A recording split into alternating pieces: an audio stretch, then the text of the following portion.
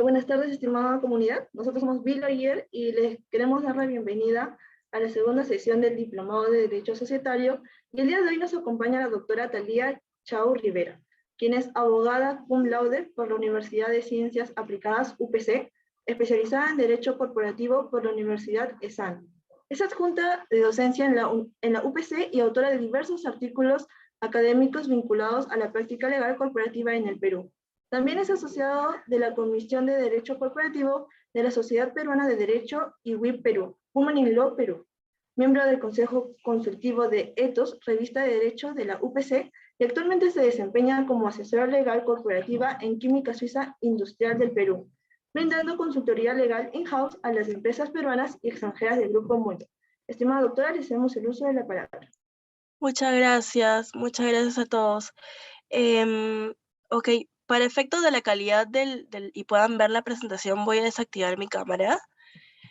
Y también quería pedirles disculpas por la voz, estoy un poco resfriada, entonces si eventualmente no entienden algo, sí les pido me avisen para poder repetirlo o que quede un poco más claro de ser el caso. Ok, ahora sí, empezamos. Ok, todos pueden ver la pantalla en grande, ¿no? Ok, perfecto. Listo. A ver. Primero agradecer a Bill Lawyer por la invitación para poder ver ese tema que es la columna vertebral de las personas jurídicas societarias. Específicamente el registro de personas jurídicas societarias, ya que este registro, digamos, vigilado de alguna manera por SUNARP, permite que exista publicidad y seguridad en todos los actos inscribibles que vamos a ver más adelante de todas las personas jurídicas en nuestro país. Pero antes de empezar, digamos, a detallar toda la importancia y todo lo relacionado al tema, quiero empezar con este ejemplo para poder ver la importancia de los registros públicos en sí en las empresas. Ok, tenemos este casito. Tenemos la empresa A, que es una empresa persona jurídica, SA, que ha nombrado recientemente a un nuevo directorio, ¿no? Este nuevo directorio fue nombrado por el órgano superior, por la Junta General de Accionistas, fue, digamos, designado mediante acta y tuvieron su primera reunión.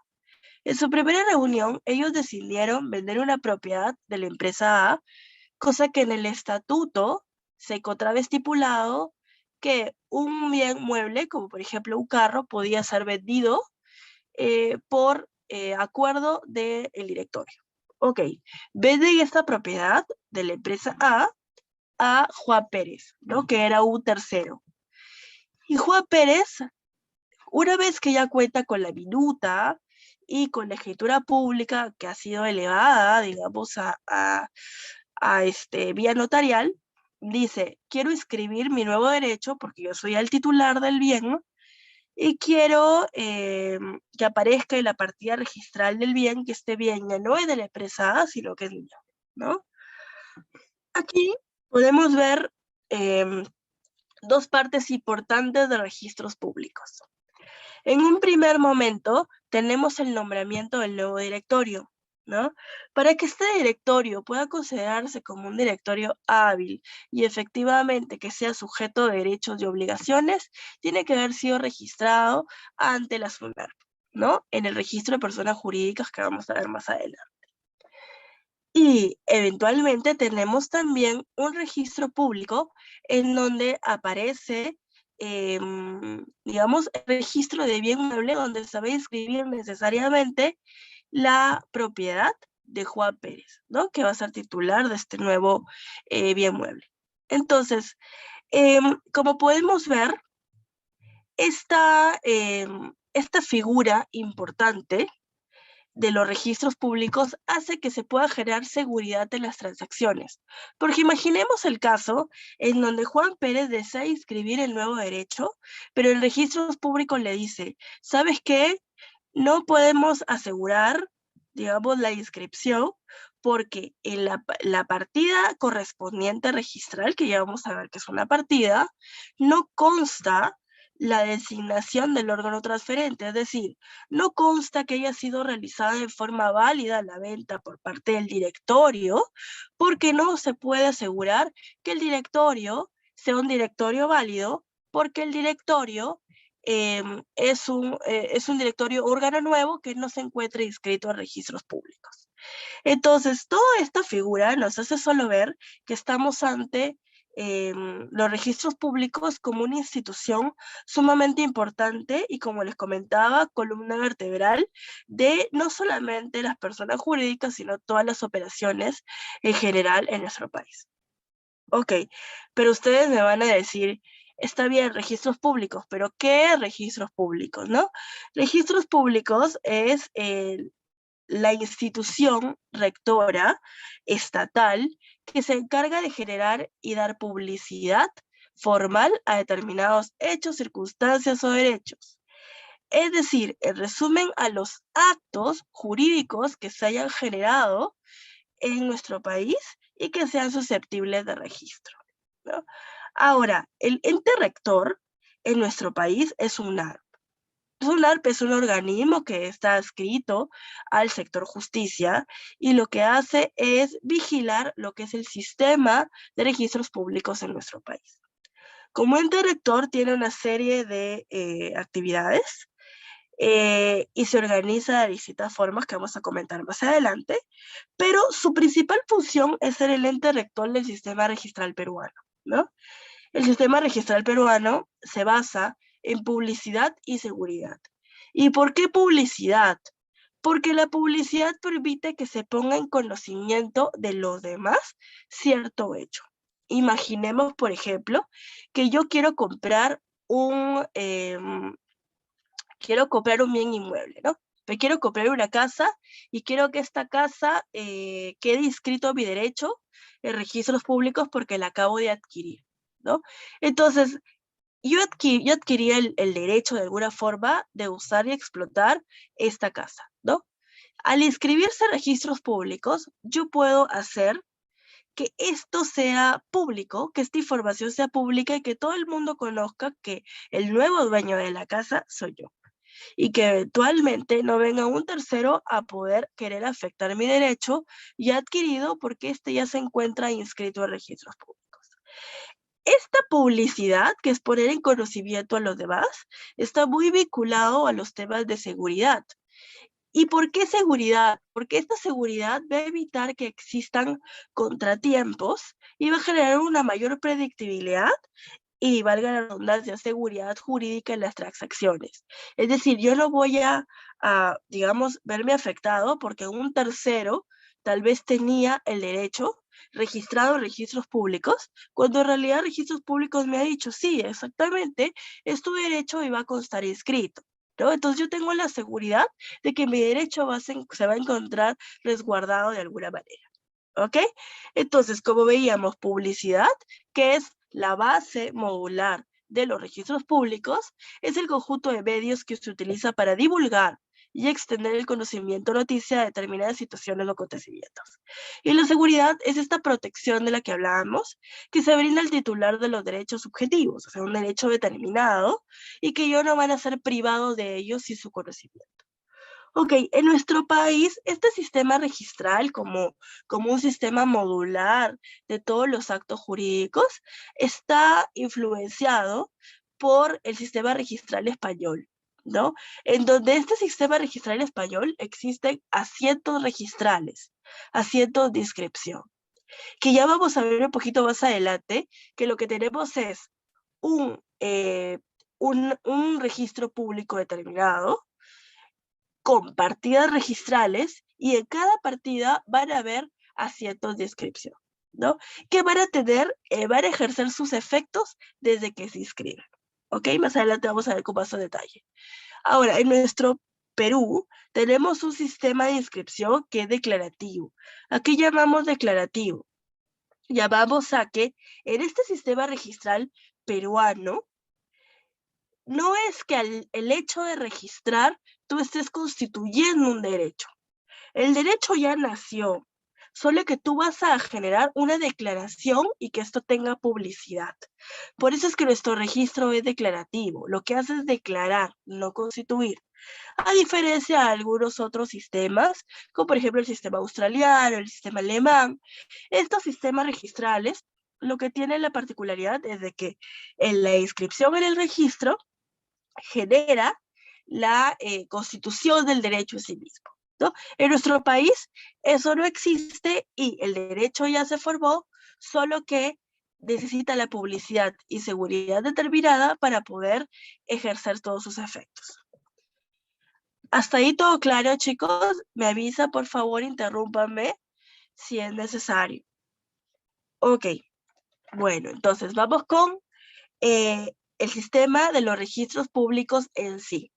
Como todos sabemos, SUNARP es un ente autónomo y bastante grande, ¿no? SUNARP tiene varias dependencias.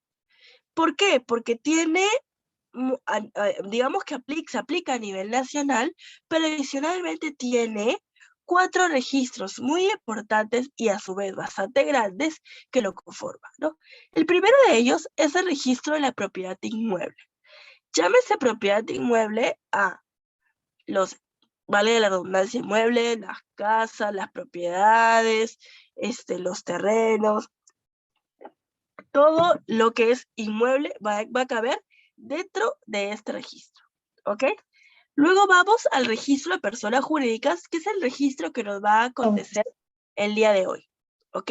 El registro de personas jurídicas, que tiene subdivisiones que vamos a ver más adelante. El registro de personas naturales, y el registro de bienes muebles, como vimos el caso del ejemplo que teníamos el bien mueble que era el carro, ¿no? El auto. Ok, ahora, todos estos registros, que son 4 que integran el sistema registral peruano, están conformados a su vez por registros, ¿no? Que yo los llamaría una suerte de subregistros, pero en el sistema registral se llaman registros. Entonces, estos registros que están dentro de los registros son, por ejemplo, en el caso de registro de la propiedad inmueble, registro de predios, ¿no? Concesiones para la explotación de servicios públicos, derechos mineros y áreas naturales protegidas. Tenemos el registro de persona jurídica, que está dividido en varios registros, pero que se van a determinar en función a si estamos ante un ente societario o no societario, que lo vamos a ver un poquito más adelante. Ahora, en el registro de personas naturales existe el registro personal, el registro de mandatos y poderes, registro de testamento, registro de sucesiones intestadas. Y en el registro de bienes muebles tenemos los que aparecen en pantalla, que son el registro de propiedad vehicular, en el que vimos en el ejemplo, registro mobiliario de contratos, registro de naves y aeronaves y registro de embarcaciones pesqueras. Ahora sí, todos estos sistemas, y en especial el registro de personas jurídicas, se basan en ciertas normas aplicables, ¿no? Ahora, todas estas normas, que son las que ven en pantalla, creo que por temas de tiempo no vamos a ver al detalle, son el sistema modular del sistema de los registros públicos, en especial en este caso, que son las normas que detallamos, de las personas jurídicas. Aquí no solamente se involucra el Código Civil en la parte pertinente de registros públicos, sino también la ley que crea el SINARP y SUNARP. El SINARP es el Sistema Nacional de Registros Públicos. También está el TUO, Reglamento General de los Registros Públicos, el Estatuto de la SUNARP, que tiene un estatuto y que también regula de alguna manera sus propios registros, el Reglamento de Organización y Funciones de la SUNARP, el Código de Ética de la SUNARP, porque esto va a regir de alguna manera cómo van a desarrollar sus funciones los registradores, que vamos a ver un poco más adelante, el reglamento del Tribunal Registral, el reglamento de registro de sociedades, que es una norma sumamente importante y fundamental en los temas de registros, en el registro de personas jurídicas societarias, lo que lo vamos a ver un poquito más adelante. Luego tenemos el reglamento de inscripción de personas jurídicas no societarias. Vamos a ver la división ahorita entre societario y no societario. La ley del notariado, ¿por qué? Porque el notario ejerce una función fundamental antes de la calificación de los títulos. Y la Ley General de Sociedades, que como ya todos saben, es una norma modular y básica en nuestra legislación societaria. Ahora, a efectos del registro de personas jurídicas, que es el que nos compete, este registro es un registro en el que se inscriben todos los actos vinculados a personas jurídicas, pero actos determinados, que son considerados actos inscribibles. En un ratito vamos a ver de qué se trata actos inscribibles. Pero estos actos que son relacionados a personas jurídicas pueden ser actos vinculados a personas jurídicas societarias y no societarias. Personas jurídicas societarias son estos entes, las personas jurídicas, empresas, que tienen un fin de lucro, ¿no? Llámese sociedad anónima abierta, sociedad anónima cerrada, llámese SRL, y los registros de personas jurídicas no societarias, que son las asociaciones, los comités, las fundaciones, entre otras, ¿no? Ok, ahora, este registro de personas jurídicas está a su vez subdividido por estos registros. Ahora, estos registros que ven en pantalla no necesariamente son los registros que tal cual puedan estar destinados o colocados así en forma teórica, ¿no? En realidad estos subregistros de alguna manera son para efectos un poco más prácticos del mismo SUNARP, ¿no? Porque si nos ponemos a analizar estos registros, el registro, por ejemplo, de sociedades mineras es un registro de persona jurídica, solo que en este subregistro se inscriben las sociedades que son mineras, ¿no? Lo mismo pasa con registros de sociedades pesqueras. A lo que voy es que no es que sean registros en específico diferentes a otros, sino que se dividen a efectos prácticos para efectos internos de la SUNARP como registros que van a permitir identificar un tipo de empresa de otra, ¿no? Entonces, digamos que se inscriben las sociedades pesqueras en este registro para que tal vez de alguna forma no se mezclen con las sociedades mineras que tienen una distinta naturaleza, ¿no? Pero esto solamente es para efectos internos de registros públicos, porque efectos prácticos, como los ciudadanos de a pie que somos nosotros, cuando hacemos un trámite ante registros públicos, lo que hacemos es presentar una solicitud, que vamos a ver todo el proceso más adelante, y luego de esta presentación, no es que nosotros nos dirijamos a un determinado registro en específico. Lo que nosotros hacemos es solicitar la inscripción y registros públicos se encarga de ponerlo en el subregistro que ellos consideren, ¿no? Dependiendo del tipo de registro, el tipo de naturaleza de acto que se vaya a inscribir. Pero lo más importante de esto y del registro de personas jurídicas es llevarnos la idea que en el registro de personas jurídicas hay registros importantes, pero también está el registro de personas jurídicas societarias, donde son las que ya hemos comentado, y jurídicas no societarias, que son las que ya también hemos comentado, asociaciones, comités, que no tienen fin de lucro. Adicionalmente, ¿qué pasa con las EIRLs, que son las empresas individuales de responsabilidad limitada? Estas EIRLs tienen su propio subregistro, yo lo llamo subregistro, pero están en el registro de empresas individuales de responsabilidad limitada, dentro del registro de personas jurídicas. ¿Por qué? Porque estas empresas tienen, como ya lo deben de ver en las siguientes clases, tienen una casuística muy particular, ¿no? Que es conformados por una sola persona en sí misma, no es que sea una sociedad anónima conformada por dos personas o más, tiene sus propias reglas porque tiene su propia norma, no se rige por la Ley General de Sociedades, salvo de forma supletoria. En general, digamos que tiene su propio registro por ciertas características. Pero en general se trata de un registro de persona jurídica también. Ok, vamos con la siguiente diapositiva. A ver, ¿qué pasa en este registro de personas jurídicas? Lo que tenemos aquí es que todo inicia con una inscripción de un acto determinado. Imaginemos que alguno de ustedes quiere constituir una empresa, ¿no? Constituye la empresa, se forma la minuta, se forma la escritura pública y desea constituir su empresa. Van a una notaría y la notaría emite los partes notariales para poder inscribir.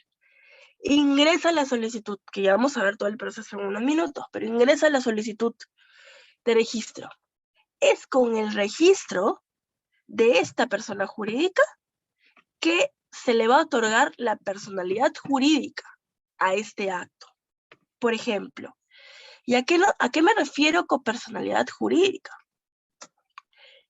A que esta nueva empresa, para dar el ejemplo, esta nueva empresa va a adquirir derechos y obligaciones desde que se inscribe en el registro. No es que estamos ante una constitución de que sea constitutivo y que funcione y que exista desde que se inscriba, no, sino que va a ser sujeto o se le van a imputar derechos y obligaciones y por tanto personalidad jurídica desde la inscripción. ¿Esto qué incluye? Incluye que algunos terceros van a poder tener la publicidad de que esta empresa se constituyó. Esto va a incluir que esta empresa ya constituida va a poder generar ciertos actos también inscribibles como derechos, como sujeto de derecho, y en general, desde la inscripción es que se brinda la personalidad jurídica. Ahora, para efectos del registro de personas jurídicas, ¿qué implica? Implica abrir una partida registral por cada persona jurídica. Es decir, imaginemos que yo constituyo Pepito S.A., ¿no? Ingresa Pepito S.A. Entonces, cada vez que constituí yo Pepito S.A., ya ingresó a registros públicos, ya se inscribió en registros públicos, Pepito S.A. va a tener una partida registral. Si nos ponemos a hacer un símil y si ponemos un ejemplo, digamos que abre su propio cuaderno. Entonces, una partida sería como un cuaderno. Claro, ahora todo es informático, ¿no? Pero para poder donarnos un ejemplo, abre un cuaderno, ¿no? Y en este cuaderno va a ir anotándose en la hoja primera la constitución de la compañía, que es el asiento, ¿no? Y volteamos la página y vamos con la segunda hoja y es el segundo acto que se va a inscribir de esa persona jurídica. A lo que voy es que cada vez que se abra una compañía, se va a abrir un cuaderno, donde ese cuaderno va a ser el cuaderno de la empresa, donde se va a incorporar todos los actos históricos de la historia de esa sociedad, ¿no? Imaginemos que yo abro Pepito S.A. Se abre la partida registral de Pepito S.A. Y luego de Pepito S.A., yo quiero, ya le inscribí, y yo quiero otorgar facultades a un funcionario de Pepito S.A. Entonces, en la hoja número 2 de la partida, del cuaderno, se inscribe el otorgamiento de facultades que yo quiero solicitar. Y así sucesivamente. Imaginemos que yo quiero modificar el estatuto. Digo, ¿sabes qué? El estatuto con el que yo constituí la compañía tiene algunas cosas que no cuadran. Entonces, la Junta General de Accionistas se reúne y dice, vamos a modificar el estatuto para permitir que el directorio tenga otras funciones. Entonces, esa modificación de estatuto va a ser un acto inscribible. Y ahorita vamos a ver de qué se trata el acto inscribible. Y ese acto inscribible vamos a registrarlo dentro de la partida registral en su propia página, es decir, en su propio asiento.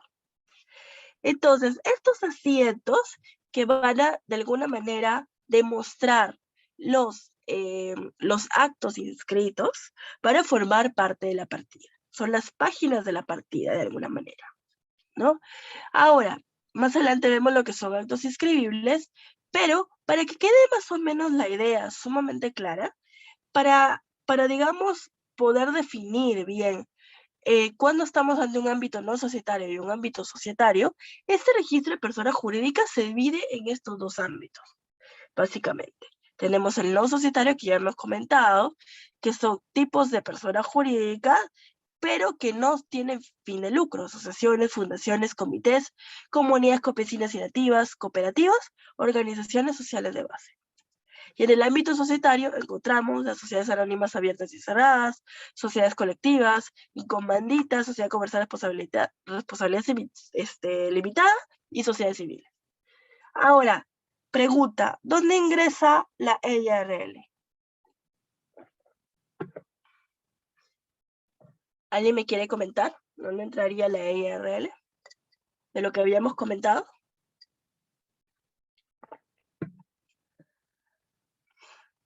A ver. Ámbito societario. Exactamente, muy bien, ámbito societario, porque justamente estamos ante un registro de persona jurídica societaria con ciertas características, ¿no? Muy bien, perfecto. Ok, ahora sí, vamos a lo que es el proceso.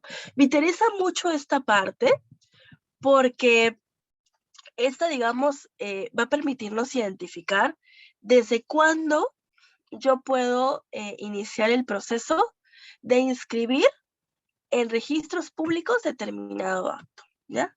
Y lo vamos a ver con un ejemplo para que quede un poco más claro. Imaginemos que yo tengo esta empresa Pepito S.A.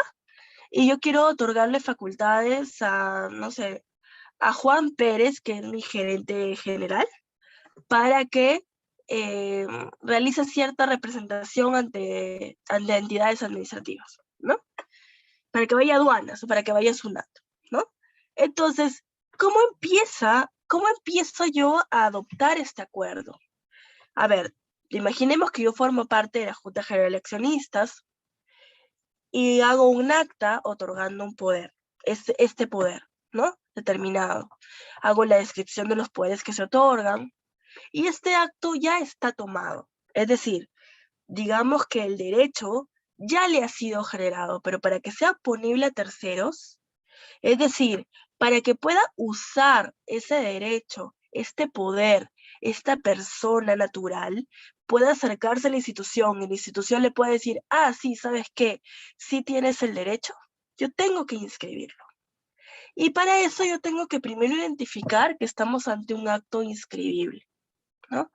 Ante el acto inscribible, que ahorita vamos a ver que el detalle, digamos, de qué se puede considerar como acto inscribible, pero lo primero que tenemos que hacer es decir, ¿este es un acto inscribible o no es un acto inscribible? O sea, ¿puedo yo llevar este acto previo tratamiento, porque se requiere un tratamiento particular con la intervención notarial para que esto se eleve, digamos, a registros públicos?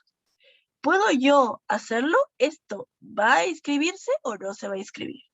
Ahora, un acto inscribible es un acto o contrato que modifica el contenido de los asientos. Ahora, vámonos a la parte determinada, de acuerdo a lo que señala el reglamento del registro de sociedades en su artículo 3.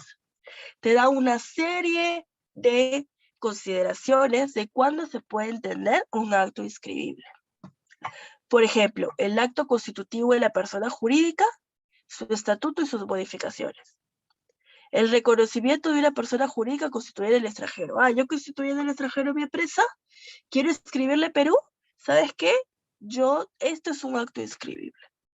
El establecimiento de sucursales también, y todo acto inscribible vinculado a estas. Nombramiento de los integrantes de los órganos, como en el ejemplo que vimos, el nombramiento del nuevo directorio. Nuevo directorio conformado por 4 directores, entonces tengo yo que necesariamente inscribir el nombramiento de los directores, ¿no? Luego, los liquidadores, en caso de que se trate de una empresa que está en proceso de liquidación, bajo el formato societario, lógicamente, y un nombramiento de representantes o apoderados, ¿no? Tenemos el caso que les comenté de Juan Pérez, que iba a ser el representante ante SUNAT, ¿no? De la empresa Pepito S.A. Luego, suspensión, renuncia, otorgamiento de poderes, modificación, revocación, sustitución, delegación o reasunción de facultades de los apoderados. Luego la fusión, escisión, transformación, todos los actos de reorganización de personas jurídicas, disolución que habíamos comentado, resoluciones judiciales, ciertas resoluciones judiciales que afectan determinados actos, por ejemplo, una resolución judicial de una impugnación de acuerdo societario, ¿no? Esto necesariamente se tendrá que inscribir en registros públicos, ¿no? Que ya supongo que lo van a ver en su determinado momento en alguna clase, pero sí, las resoluciones judiciales o los arbitrales también son sujetos de inscripción, siempre y cuando afecten el contenido de los asientos ya inscritos. Ahora, en general son todos los actos, contratos que modifican el contenido de los asientos registrales y cuyo registro provee las disposiciones legales. Ok, ahora, esta lista no es una lista cerrada. Es una lista que, dependiendo de cada caso, puede verse en cada caso concreto. Por eso yo siempre sugiero que antes de poder inscribir algo, estemos analizando cada caso si se trata de un acto inscribible que requeriría que vaya a tener publicidad vía registros públicos o no. Por ejemplo, el otorgamiento de dividendos en una empresa. Imagínense, yo, Pepito S.A., tuve ingresos y me fue muy bien económicamente y tengo la posibilidad de pagarle dividendos a mis accionistas, ¿no? Yo hago mi acta y acuerdo la distribución de dividendos. ¿Esto sería un acto inscribible? ¿Modifica el contenido de los asientos registrales? ¿Qué opinan?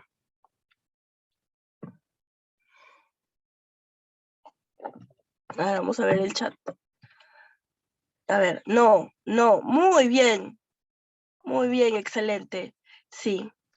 No, no corresponde a un acto inscribible porque no modifica el contenido de los asientos registrales.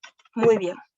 Ahora, luego de ya haber visto que se trata de un acto inscribible, vamos a pasar al siguiente punto, que es la solicitud de registro. Ya, listo, en el ejemplo, yo ya tenía mi acta de otorgamiento de poderes. Yo ya había hecho todas esas actividades para poder tener el acta firmada, ¿no? Ahora necesito solicitar el registro ante los registros públicos. Aquí va a haber todo un proceso que va a implicar, voy a ponerles un poquito la diapositiva que corresponde, un trámite notarial, ¿no? Ahora, ¿y esto en qué consiste? Consiste que imaginemos que yo ya tomé el acuerdo, como el ejemplo del otorgamiento de poderes, la Junta General ya tomó el acuerdo, ¿no? Pero luego, este acuerdo no puede presentarse tal cual. Tiene que pasar por una certificación notarial, que efectivamente, si nos ponemos a analizar la naturaleza de esta certificación, es que el notario declare que efectivamente este acuerdo se tomó como tal y que no vulnera ningún tipo de derecho, ¿no? Entonces, ante este toma de acuerdo, esta acta se va a emitir una copia certificada de esta acta, ¿no? Ahora, en los casos en los que se necesita una escritura pública, registros públicos lo pide así, se debe emitir una escritura pública. Ahora, todo esto depende de caso por caso. Imaginemos que estamos ante el caso de un aumento de capital, ¿no? Imaginemos que la Junta General Accionista acuerda aumentar el capital, ¿no? Entonces, en este caso, me piden una escritura pública para aumentar el capital.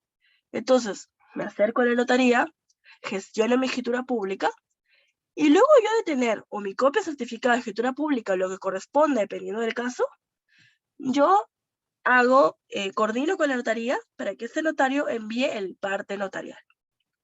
Este parte notarial, que ahora se emite, antes se emitía en forma física, pero con la pandemia ha cambiado mucho el sistema y los notarios lo envían todo a través del sistema que se llama SIT-SUNARP. que es un sistema de intermediación digital que ayuda a poner los partes notariales en forma digital y todo es digital y permite una mayor celeridad.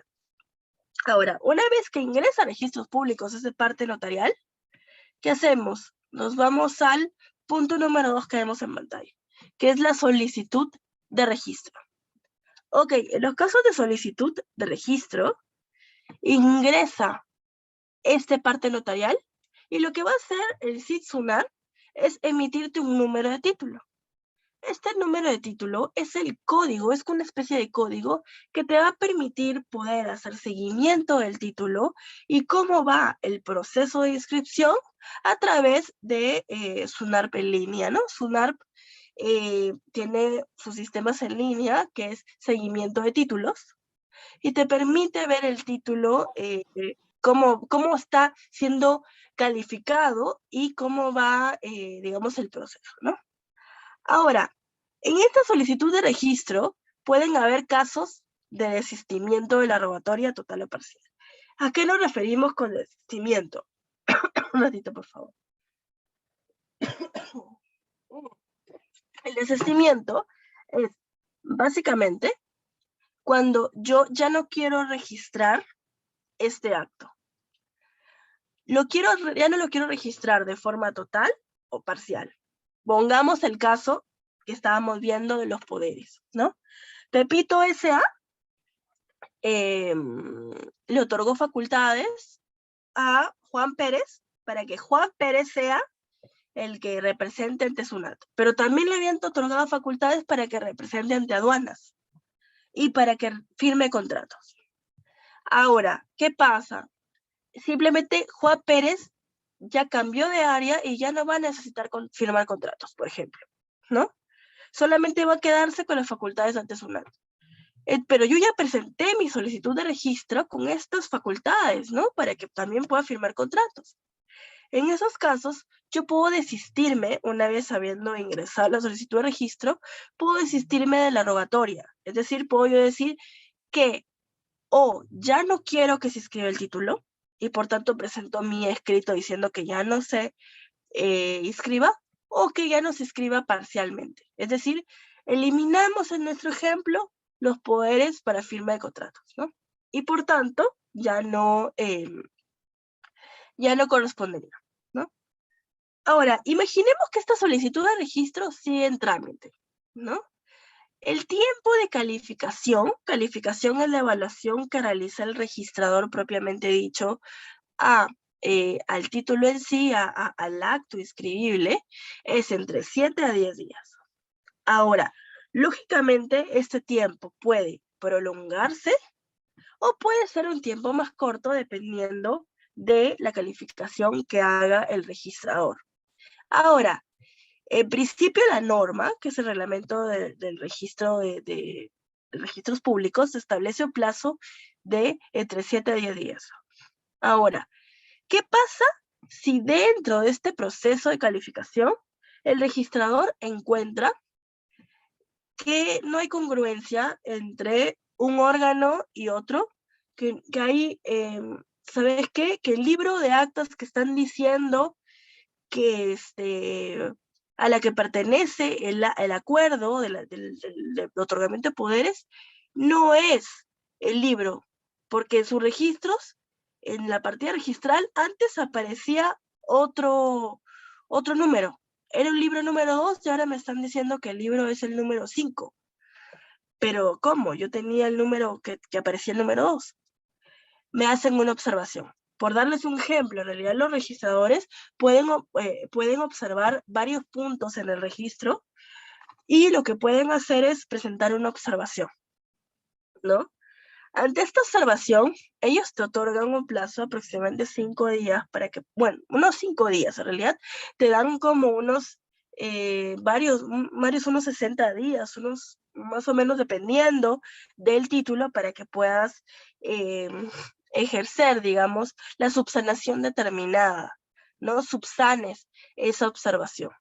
Y al subsanarla, si se subsana bien y no hay ningún inconveniente, este título va a quedar inscrito.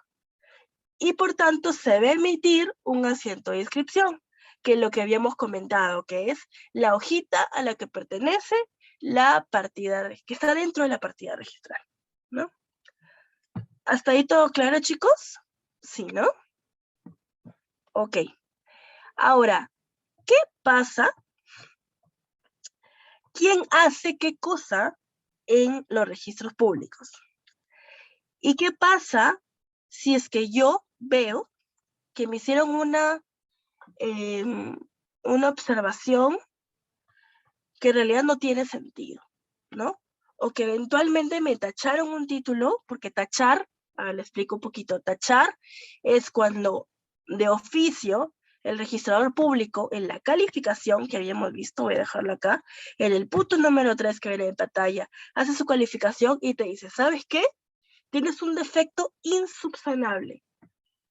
Si yo tengo la observación, no hay forma de subsanar, porque, por ejemplo, y me pasó recientemente, un acto fue tomado por un acuerdo de otorgamiento de poderes, fue tomado por la Junta General de Accionistas, pero luego el directorio quiso revocarlo. Entonces, cuando va a analizarlo el registrador público dice, un ratito, el directorio no puede revocar lo que hace la Junta, porque no está dentro de sus funciones. Entonces, en este caso, el observador me tachó el título y me dijo, no, el directorio no puede hacer eso. Ahora, este tipo de tachas, que pueden ser de oficio, pero también pueden ser de parte, es decir, yo puedo tachar el título y decir, ¿sabes qué? Ya está en calificación, pero no va más. O sea, no va más el título y eso ya se le llama tacha. No es un desistimiento. Es una tacha porque ya está dentro del procedimiento de calificación. Ahora, en esta tacha de oficio, ya no cabe, a ver, ¿qué puedo hacer yo ante una tacha que me muestra el registrador? Ya no puedo yo someter a consideración o a revisión del mismo registrador la tacha en específico. Lo que yo puedo hacer es elevarla en vía de apelación al tribunal registral. Y a lo que voy es que existen varias instancias en registros públicos que van a de alguna manera analizar el proceso y el acto inscribible. Por ejemplo, tenemos en una primera instancia el registrador público. El registrador, que es el que va a recibir de alguna manera este acto para su calificación, para su revisión. Este registrador es un funcionario público que va a tener autonomía, es decir, él solo va a revisar el título, va a analizarlo y va a tomar una decisión, sin injerencia de ninguna otra área ni persona dentro de la institución. Ahora, si tú vas a solicitar una inscripción de título, te va a tocar el registrador público. Si el registrador público te observa, tú puedes solicitar al registrador público una reunión, si es que no te queda clara la observación que te hizo. Entonces, ahí el registrador público te va a explicar qué es lo que está necesitando para que puedas subsanar la observación, ¿no? Y esto está dentro de sus funciones autónomas, porque tienen competencia para calificar los títulos y por tanto, como ellos son los amos y señores de su título, son los únicos capaces de poder explicarte la observación que ellos te han realizado, ¿no? Actúan de manera independiente, personal e indelegable. Ahora, para asumir el cargo registrador se requiere que sea peruano con 2 años de la función de asistente registral. Ok. Digamos que de alguna manera a nivel jerárquico, el asistente ayuda al registrador público, porque imagínense la inmensa carga laboral que tienen los registradores públicos, entonces van a tener un asistente registral. Y adicionalmente requieren 4 años de ejercicio profesional como abogado. Los registradores públicos son abogados. Ahora, ellos van a hacer el proceso de inscripción y publicidad de los actos inscribibles. ¿Qué pasa con el tribunal registral? El tribunal registral, que es el que recibe en vías de apelación todo lo que corresponde a cualquier tipo de apelación, cualquier tipo de análisis en una segunda instancia, ¿no?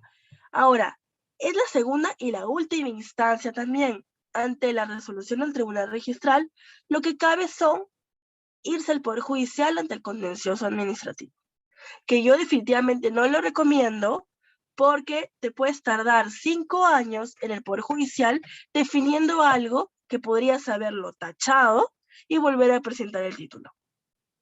Entonces, a lo que íbamos. El tribunal registral hace apelaciones, revisa apelaciones contra observaciones, tachas, liquidaciones. ¿A qué llamamos liquidaciones? Cuando eventualmente un título, cuando tú lo solicitas, tienes que pagar una tasa.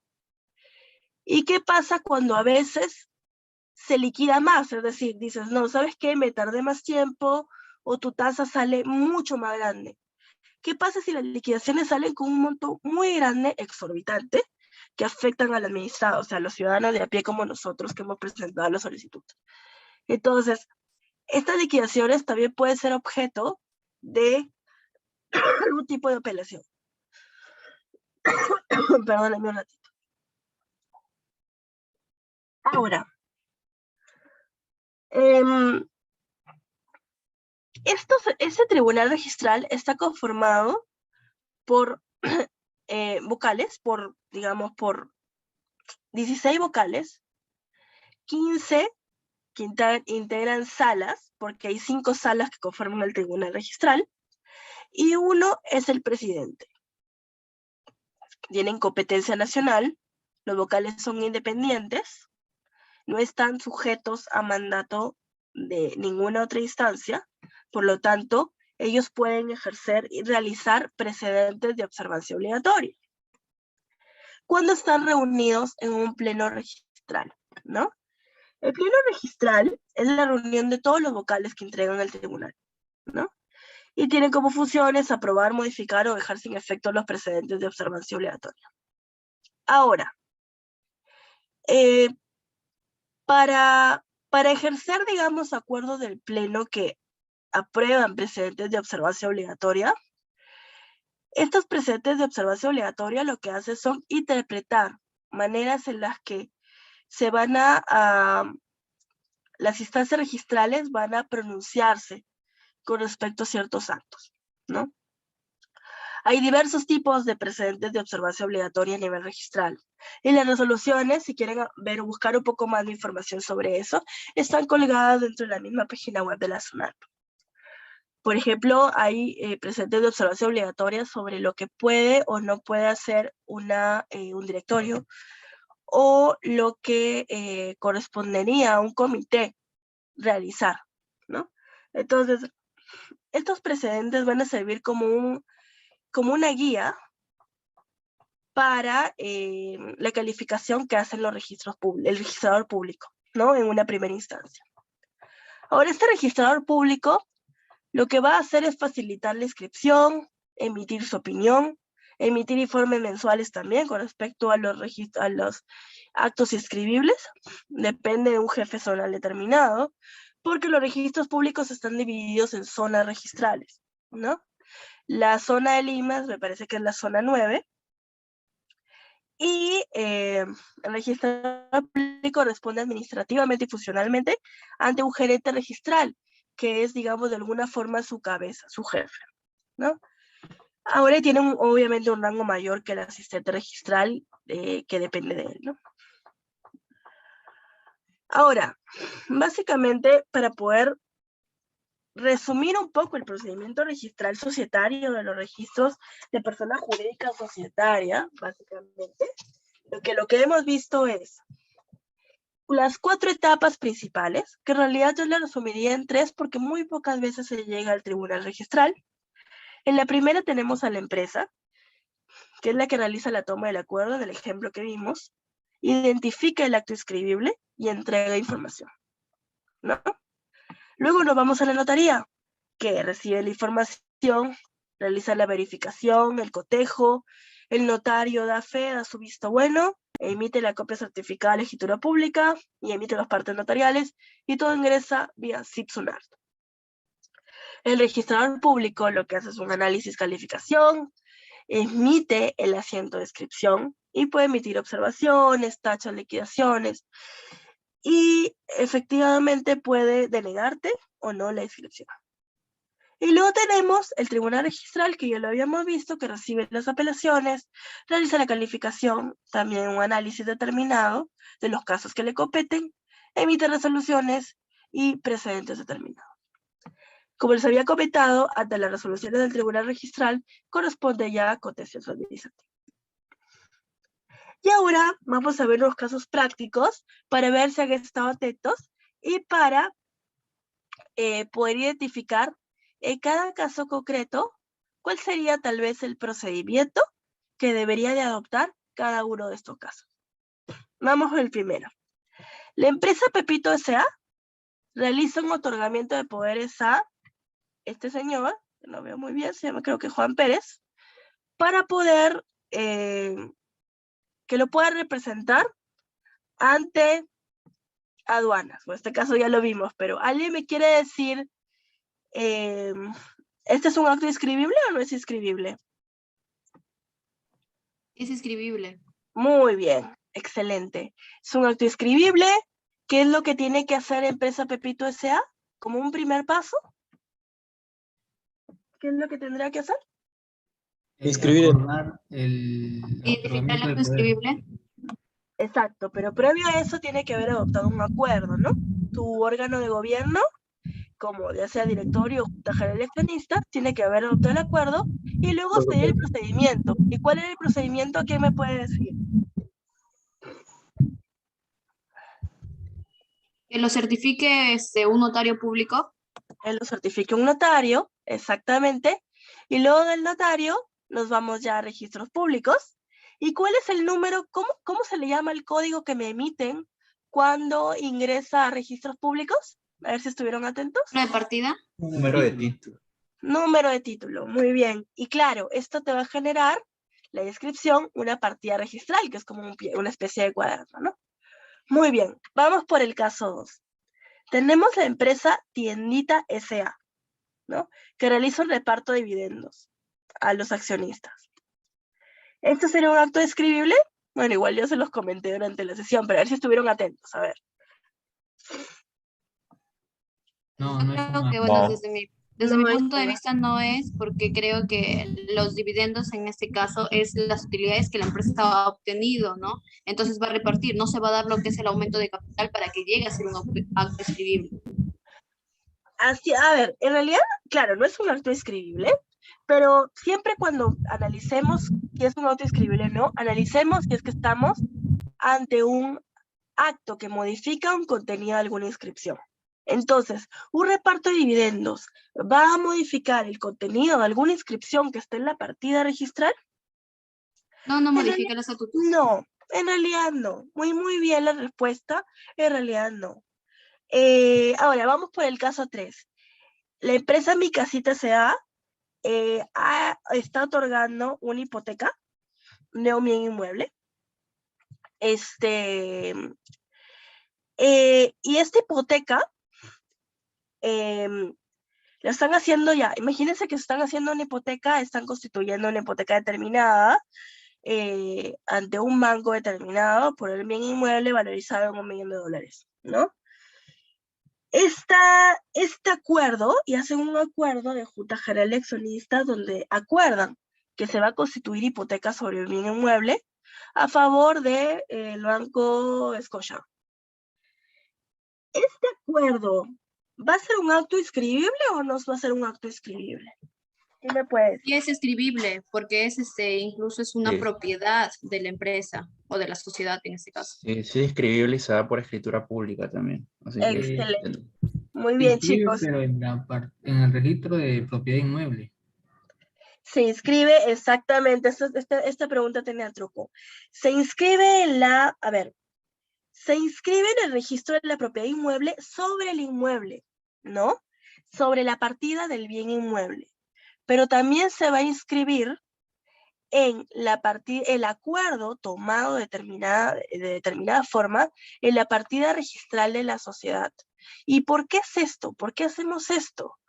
Porque ese acto, ese asiento registral que sale donde dice que la Junta General de Accionistas tomó el acuerdo y decidió constituir una hipoteca, por tanto, la suelen requerir los bancos para poder liberar, digamos, todas las funciones que tienen que hacer respecto a la hipoteca. Entonces, usualmente hay muchos actos inscribibles que, como en este caso, van a requerir inscripción no solo en la partida registral del inmueble, sino también en la partida de la sociedad, porque eso lo tomó el acuerdo en la sociedad y van a requerir ese asiento, usualmente te piden copia literal del asiento, para que ingrese, digamos, dentro del banco y pueda ejercer las funciones. Usualmente, en la constitución de la hipoteca, la empresa suele designar a 2 o 3 personas que van a ser los apoderados encargados de poder hacer la gestión que se necesite frente al banco determinado. Así, estos poderes van a poder ser enviados, este asiento registral, la copia literal, o la vigencia de poder de estos apoderados va a poder ser enviada ante el banco para que el banco pueda ejercer todos los actos que correspondan. Entonces, esos serán los casitos prácticos que teníamos para hoy. Excelente, chicos, que han estado atentos. En realidad, eso sería todo por mi parte. Me cuentan si tienen alguna consulta, algo que no haya quedado claro para poder comentar. Muchas gracias, estimada doctora, por su disertación de hoy. Y bueno, si alguna de nuestros participantes tiene alguna pregunta, si desea puede hacerlo mediante el chat, o si desea hacerlo realmente puede levantar la mano. Aquí. Sí, Jocelyn, te damos el uso de la palabra. Buenas tardes, doctora. Tengo una consulta en relación al otorgamiento de poderes, porque necesariamente en algunos casos específicos, ya en caso en concreto, nos solicitan inscribir ciertos actos, tanto de directorio o más específicamente cuando hay regímenes de poderes de gerentes o apoderados, para ciertos actos. Por ejemplo, en el caso de la hipoteca, claro, el banco siempre opta por la seguridad y la publicidad de que tal o cual gerente cuente con facultades específicas. Pero, por ejemplo, supongamos que tenemos una compraventa de una empresa y la fórmula a ser es necesariamente inscribible en el registro, o basta que en la compraventa conste el acuerdo de la Junta General de Accionistas, que conste la transferencia o que conste que la empresa le otorga facultades para transferir. O sea, mi pregunta en conclusión es, ¿necesariamente tienen que haber acuerdos inscribibles o pueden haber, y en qué casos, donde solamente conste por escritura pública o por acta o por copia certificada? Perdónenme, muy buena pregunta, yo te comento. Justo tuve un caso muy parecido a lo que comentas hace algún tiempo. Y lo que nosotros optamos, digamos, por hacer fue el poder, en la misma escritura pública de compraventa, se designaban a las personas que podían tener facultades para poder ejercer estos acuerdos. Ahora, esa escritura pública la inscribimos dentro de la partida de la sociedad. ¿Por qué? Porque esto va a generar cierta publicidad a los actos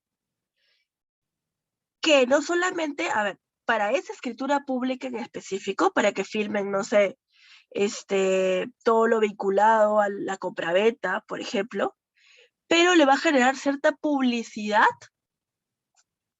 a, por ejemplo, en el caso específico que tuve, a futuras compraventas, porque no solamente dimos facultades para esta, digamos, compraventa en específico, sino que había muchas compraventas vinculadas, ¿no? Entonces, yo siempre sugiero, y eso lo hago en un nivel un poco de asegurarnos de que no haya ningún inconveniente futuro, que se inscriban siempre las facultades cuando haya un otorgamiento de poderes en registros públicos, necesariamente en la partida de la sociedad. Ya luego, si es que esas facultades ya no se van a necesitar, ejercer una revocatoria de poderes.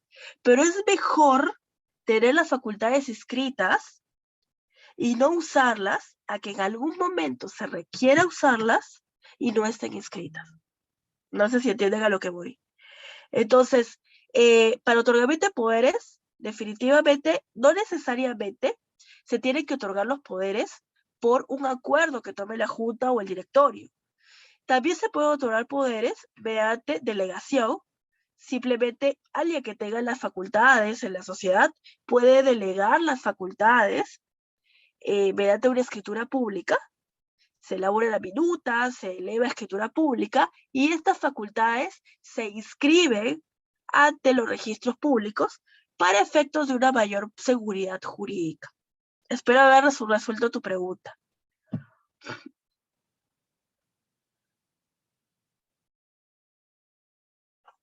No sé si alguien más tiene alguna duda en específico. Sí, muchas gracias, doctora, por su pregunta. Y aquí tenemos una pregunta por escrito de Diego. Dice, buenas tardes, doctora. ¿Cuál es la diferencia entre acuerdos plenarios y los precedentes de observancia obligatoria? Porque ambos salen en la página del Tribunal Registral.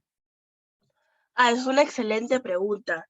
Mira, lo que pasa es que los precedentes de observancia obligatoria son resoluciones en general que te van a explicar sobre determinados casos en específico para que ese modelo te sirva de referencia para todos los demás casos.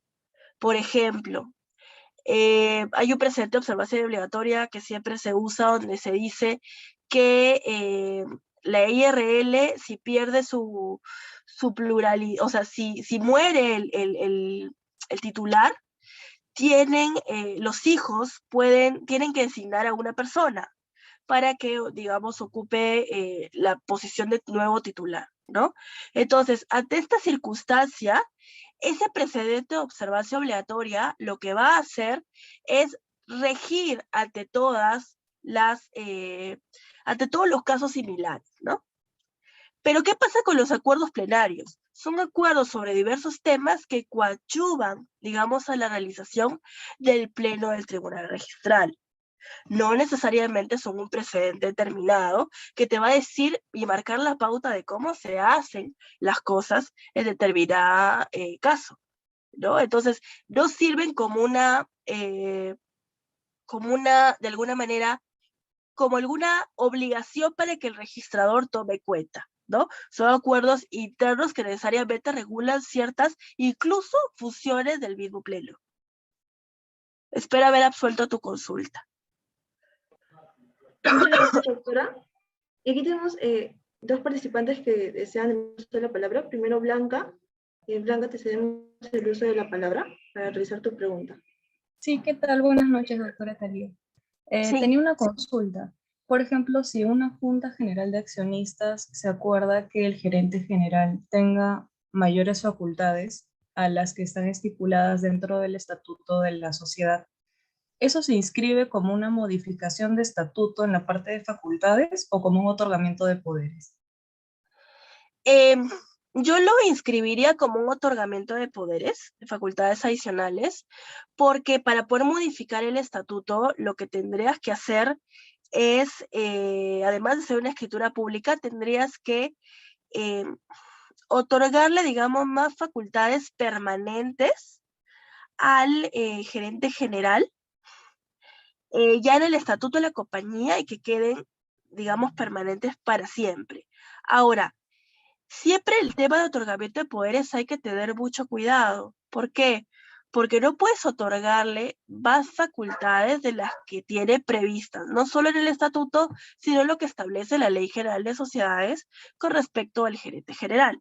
Ahora, si bien el gerente general tiene las facultades de hacer todo, hay funciones que son necesariamente atribuibles a la Junta General y al gerente.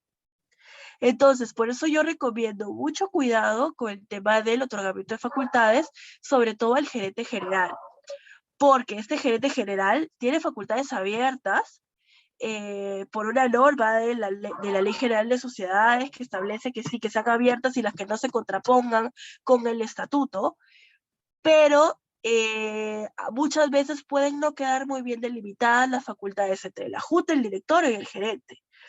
Entonces, eso puede generar ciertas contingencias. Entonces, yo siempre opino que la modificación de estatutos se trate con un poco de pinzas, porque en mi opinión debería tratarse modificación de estatuto cuando en efecto vas a modificar el estatuto determinado y va a ser una modificación permanente y que no contraría lo señalado en la norma. Espero haber absuelto tu consulta. Muchas gracias. Muchas gracias, doctora. Y ahora cedemos el pase a Catherine Cuenca. Catherine, puedes realizar tu pregunta. Doctora, muy buenas noches. Yo tengo una consulta casi muy relacionada con el caso de mi anterior compañera. ¿Qué pasaría en este caso de si, por ejemplo, dentro de lo que es la escritura pública, no está una facultad que es compra y venta de gerente general?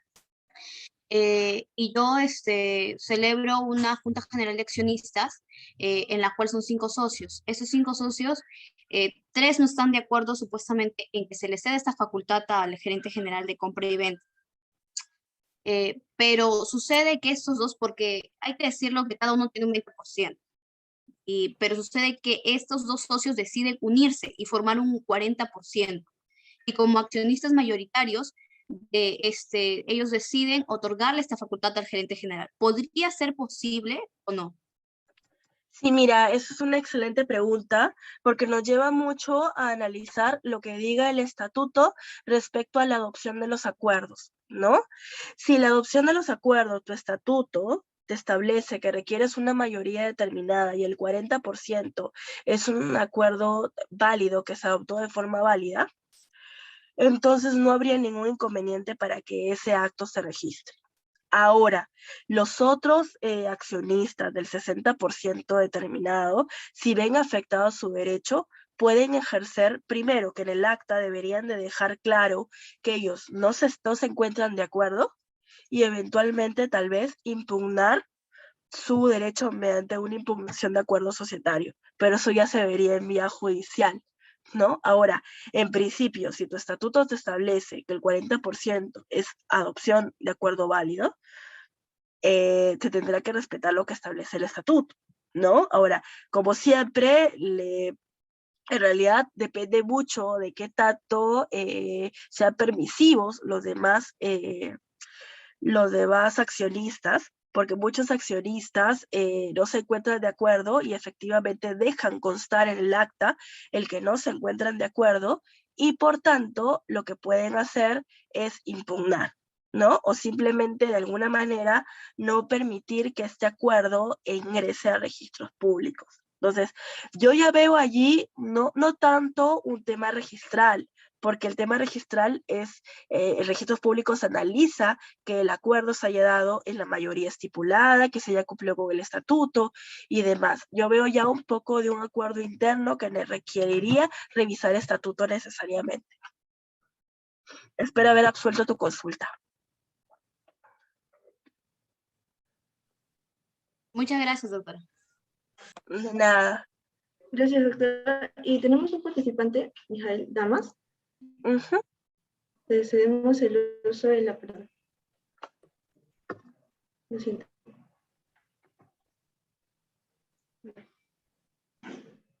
Adelante, Mijael. Sí, ¿qué tal? Doctora, buenas noches. Una consulta breve. La transferencia de acciones, al ser un acto no inscribible, ¿no? ¿Es necesario que se lleve a cabo o que se deje en constancia en un acta junta general de accionistas?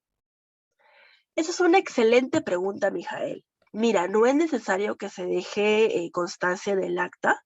Efectivamente, ni la Ley General de Sociedades no lo establece, ni el Reglamento de Registro de Sociedades, pero eso es, digamos que se deja más constancia en la matrícula de acciones, donde efectivamente tú colocas la transferencia, la fecha y la cantidad de acciones, ¿no?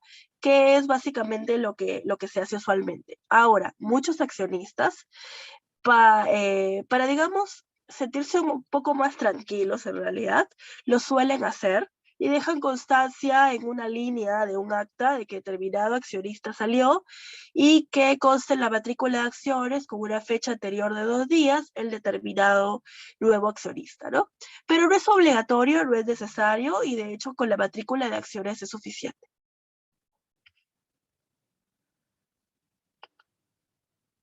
Espero haber absuelto tu consulta. Sí. Bueno, esperemos que hayan absuelto tu consulta, Mijael. Nos confirmas por el chat, si no. Bueno, si algún participante desea hacer alguna pregunta, aún puede levantar la mano, escribirlo en el chat. Tenemos unos segundos. Ok. Melissa, te cedemos el uso de la palabra.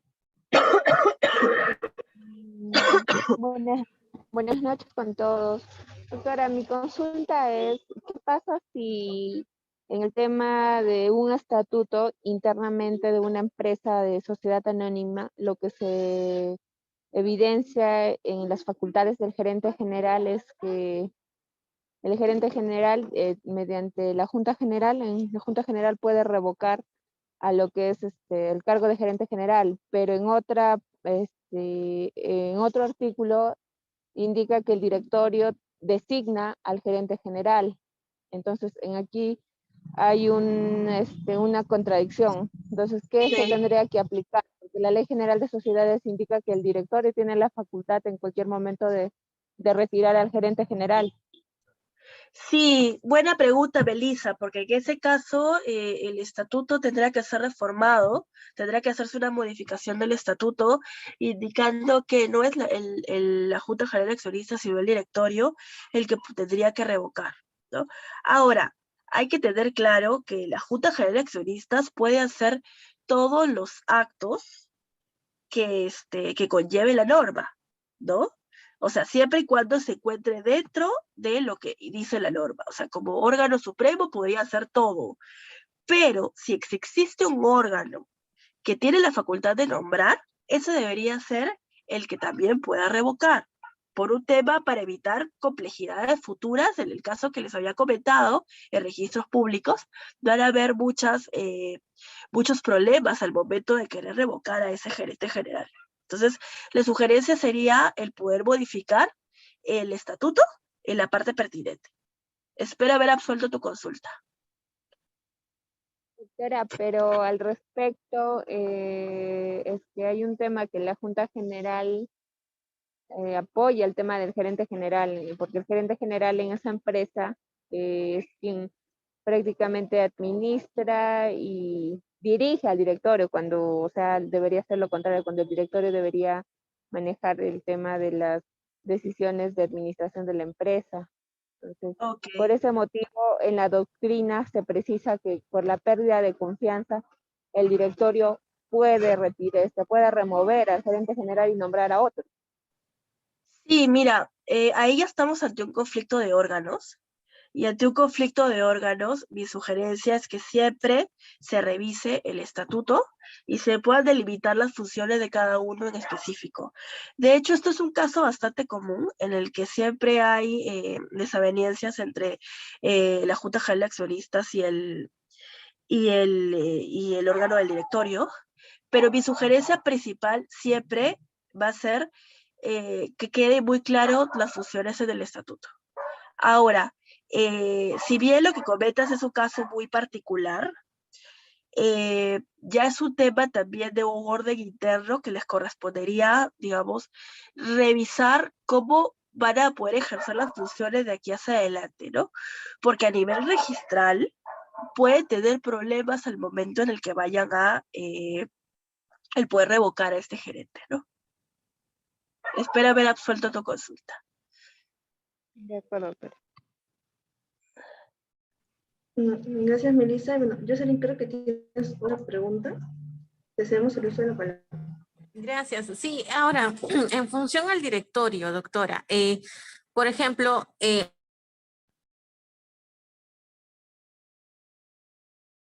Uy, ya te perdí, Jocelyn. no te He escucho. visto, en caso de eso, 3 nombramientos de directorio.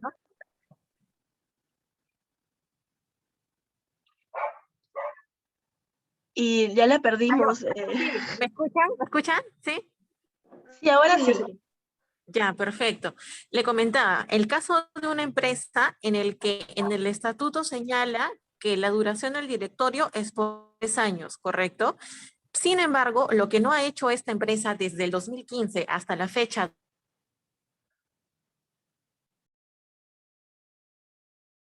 Uy, te perdí otra vez, Jocelyn. Jocelyn, Entiendo de tu pregunta, perdóname la interrupción. 2022, mi consulta es, ¿puedo yo? Jocelyn, no te escuché muy bien la pregunta, pero entiendo que este directorio no se ha renovado desde hace muchos años y que por Desde el tanto, 2015, correcto. No se ha inscrito hasta la fecha y lo que se quiere, mi pregunta va, ¿se puede reelegir en una misma escritura pública o en diversas, no hay problema, realizar la rectificación de estas reelecciones de directorio? a ver, te comento un poco. A ver, en el caso particular del directorio, el directorio se nombra por Junta General de Accionistas, ¿no? Este nombramiento debe constar inscrito, lógicamente, como es tu caso, consta inscrito en registros públicos, ¿no? Ahora, ¿qué pasa si pasado el tiempo no se llega a inscribir ninguna renovación y simplemente se deja así tal cual? Se entiende renovado el directorio hasta que efectivamente coloquen nuevamente o se inscriban nuevamente un acto inscribible vinculado con el directorio. Por ejemplo, la renovación, en este caso. Ahora, para el caso particular, la inscripción del directorio va a bastar con una copia certificada del acta donde se le designa. Y en la copia certificada del acta donde se designa, estos directores, por más que se trate de renovación, van a tener que presentar junto a registros públicos una carta de aceptación al cargo, porque lo que están haciendo es aceptar nuevamente su cargo en su posición que ya tenían. Y mucho mejor aún si ya pasaron tantos años. Entonces, ahora, este directorio sigue en funcionamiento hasta que no se designe el nuevo directorio de renovación con estas cartas de aceptación expresa y mediante copias certificadas sin problema. Ok, doctora, muchas Espero gracias. haber absuelto tu consulta, Jocelyn. Sí, clarísimo, gracias, doctora. Ok. listo, muchas gracias, estimada doctora. Creo que esas han sido todas las preguntas de nuestros participantes. Gracias por su tiempo y Gracias. gracias por su disertación y gracias por hacer la ponencia muy participativa, estimada doctora. Y esperamos contar con usted en una siguiente oportunidad. Muchas gracias a ustedes por la invitación, que sigan tan bien como están, Beloved, los felicito. Y cualquier cosa pueden compartir en mi mail por si han quedado algunas dudas. Yo estoy llana y dispuesta a poder absolver en lo que pueda ayudar, pues bienvenida, ¿no? Muchas gracias, estimada doctora. Sí, bueno, compartiremos el email por si alguno de nuestros participantes tiene alguna pregunta pendiente. Y muchas gracias nuevamente por su tiempo, doctora. Gracias a ustedes, muchas gracias, que les vaya bien. Hasta luego. Chao, Hasta chao. luego, doctora. Chao.